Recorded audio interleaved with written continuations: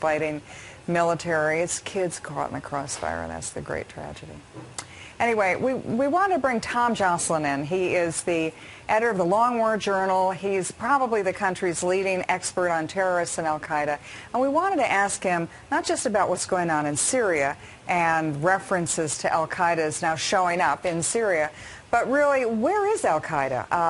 The administration has said that al-Qaeda is on the ropes.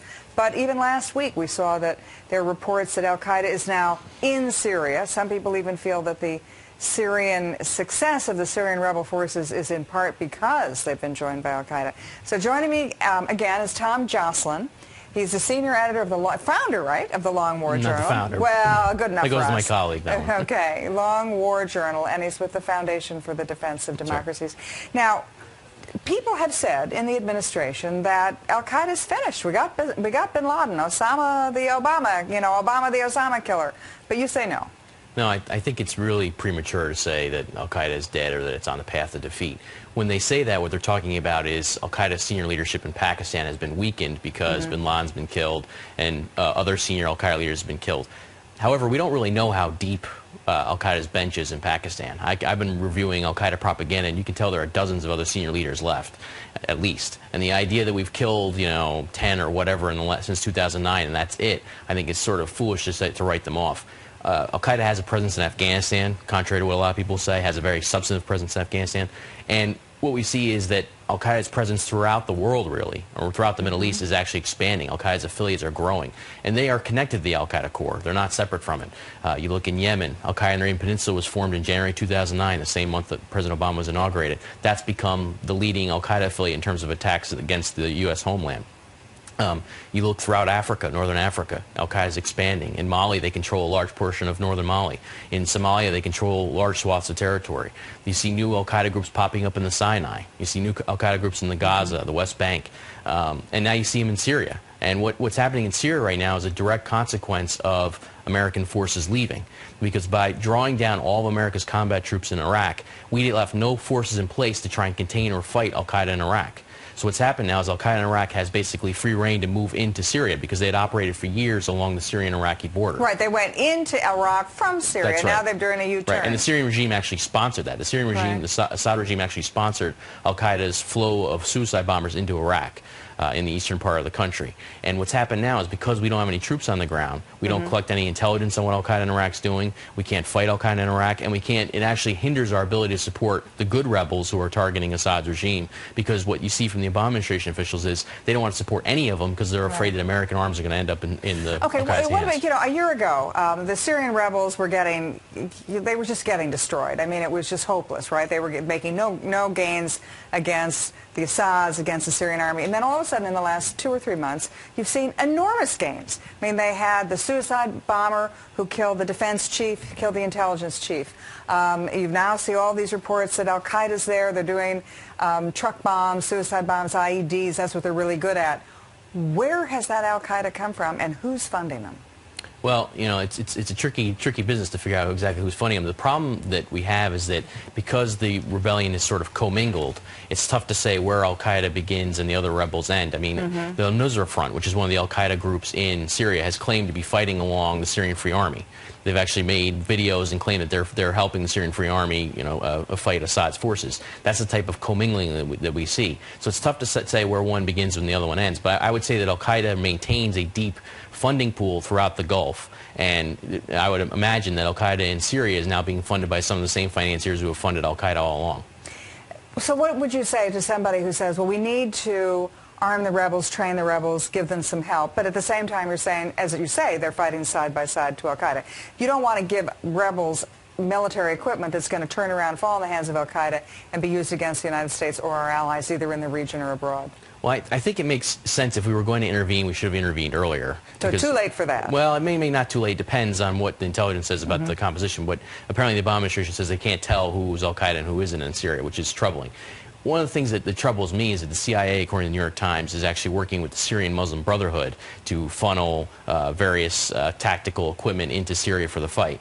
The Syrian Muslim Brotherhood, to me, is sort of a black box. We don't really know what the Syrian Muslim Brotherhood has been up to all these years. But I'll tell you this.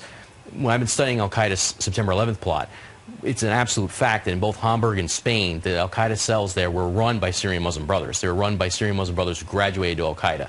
All throughout Europe, where the Syrian Muslim Brotherhood was exiled, you find this confluence, I would say, of interest between supposedly former Syrian Muslim Brothers and al-Qaeda. What's going on now in Syria is very tough to say that now the Syrian Muslim Brotherhood is supposedly one of the good guys, and I'm doubtful of that. Okay, December 2001, the United States had gone in to Afghanistan to get al-Qaeda, get bin Laden. We went in October, November, December. In 2 months, we had shoved al-Qaeda out of Afghanistan. There were less than 100 of them in a rickety old bus. Osama bin Laden had written his last will and testament, and they thought they were goners. And so less than 100 of them escaped over the Tora Bora Mountains into Pakistan. How did we get from our broken-down bus and less than 100 guys to this international movement where it just seems that you kill one and 5 more show up? Well, I think the estimate in late 2001, there were only 100 of them, was way, way off. I mean, that's the first part of the story. You think there were more than that all along? Clearly more. I mean, there were more just even going in from Afghanistan to Pakistan. Okay. There were way, way more than that. But, we consistently underestimated al-Qaeda's senior leadership and their strategy. Their strategy was to forge al-Qaeda to be this vanguard of the broader jihadist movement.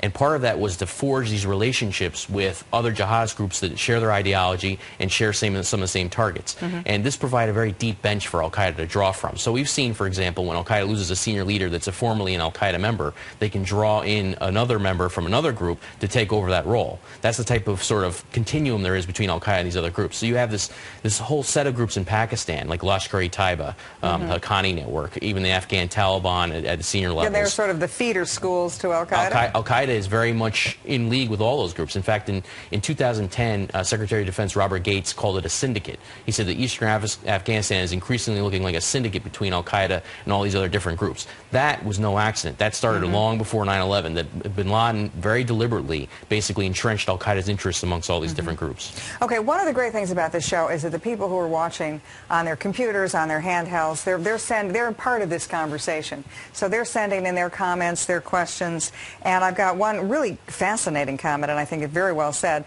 from Taylor Kane, who says, as sad as it is to say, I'm not shocked by the violence in Syria. Any regime that will fall, like any regime that will fall, you'll have so many factions after Assad falls, and there will be no checks on the splits, the civil war and the unrest. It's a guaranteed thing. So al-Qaeda's not finished, but neither are all the other groups in the region. They're just going to keep fighting no matter what we do or don't do. What do you say to that? Well, I mean, there are two arguments, right? The first argument is sort of a quasi-isolationist argument, which says don't get involved because it's a mess and you can't control a mess. Right. But the downside of that argument is the other argument, which is that if you don't get involved, you have no capacity to shape events. So basically, you're leaving it to your enemies to define what's going to happen. And I think you saw that basically in Afghanistan after the Soviet jihad. Remember, in the 1980s, the U.S. worked with Pakistan and Saudi Arabia to build up these forces, the Mujahideen, to go in and fight. Charlie Wilson's war. That's right, and go in and fight the Soviets. The downside of what the U.S. did was we farmed that all out to the Pakistanis to allow them to decide who was going to be the surviving Mujahideen who would take over Afghanistan. That led directly to the Taliban, al-Qaeda's rise, and a series of other chain of events. The bottom line is that if America doesn't play any role at all, and you can debate what that role should be, but if they don't play any we don't play any role at all or any substantive role at all, we're just ceding the battleground to everybody else. Yeah, so we need to buy a seat at the table. One last quick question. Al-Qaeda, Hezbollah. Hezbollah is the Iranian terrorist organization. Al-Qaeda is Sunni. One's Shiite, one's Sunni. Are they blood brothers or are they mortal enemies? Well, I'll say this. I mean, it's difficult to lump everybody together. You don't want to lump everybody together in one group. But when it comes to our interests and attacking American interests, the two have cooperated. And that's firmly documented by the 9/11 Commission, a series of court decisions. You said that all along, that there is a connection between the Iranians and bin Laden. In fact, one of the things about Syria that's interesting is now Iran's interests now are contradict al-Qaeda's interests, which is something we haven't seen throughout the Middle East. So now you may see some tension between the two that we haven't had before. Would they actually go at each other? That would be great for us. Possibly. But the thing is that there are still a lot of senior al-Qaeda members living in Iran. Iran still hosts an al-Qaeda network, according to the Obama administration, that shuttles fighters to Iraq and Afghanistan. So, it's complicated to say, they could very well work against each other in one area and work together in other areas. It's the Middle East, right? That's humanity. Tom Joscelyn, Foundation for the Defense of Democracies and the Long War Journal. Thank you so much for explaining and untangling all of this for us. Thanks. Thanks a lot.